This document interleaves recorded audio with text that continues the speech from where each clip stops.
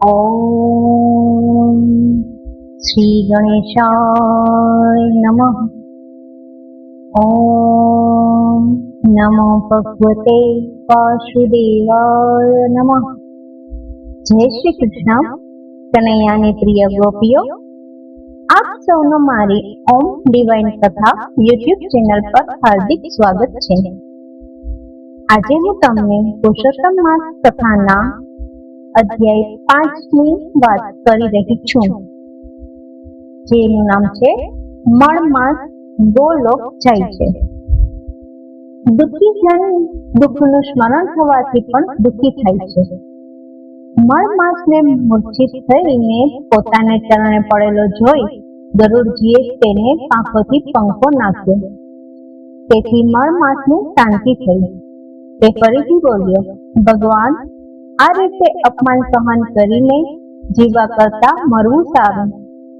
ગમે તે રીતે આપ મારું રક્ષણ કરો.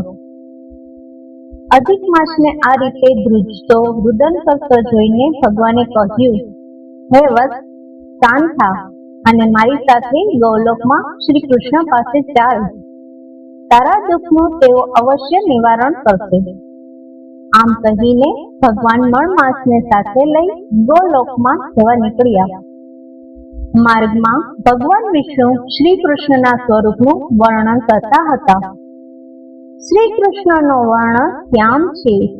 તેમને 2 ભુજાઓ છે, પીતાંબર પહેરે છે ને હાથમાં મુરલી ધારણ કરે છે. માથે મોરપીંછ હોય છે. ગોપિકાઓ તેમની બંસીનો મધુર ધ્વનિ સાંભળી ઘેલી બની તેમને ટોળાઓમાં ઘેરી લે છે. યજ્ઞજનો તેમને પૂર્ણ કામ કહે છે. તેમની કૃપાથી તારા બધા દુઃખો દૂર થશે. તું ચિંતા ન કર.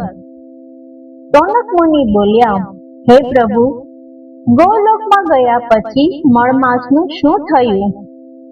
સૂત પુરાણીએ કહ્યું, હું તમને એ જ કથા કહું છું, તમે ધ્યાનપૂર્વક સાંભળો. બોલીએ પૂર્ણ પુરુષોત્તમ ભગવાનની જય. હે પ્રભુ શ્રી કૃષ્ણ, આ પવિત્ર પુરુષોત્તમ માસમાં ભક્તિ, શ્રદ્ધા અને સારા કર્મ કરવાની અમને બધાને શક્તિ આપજો.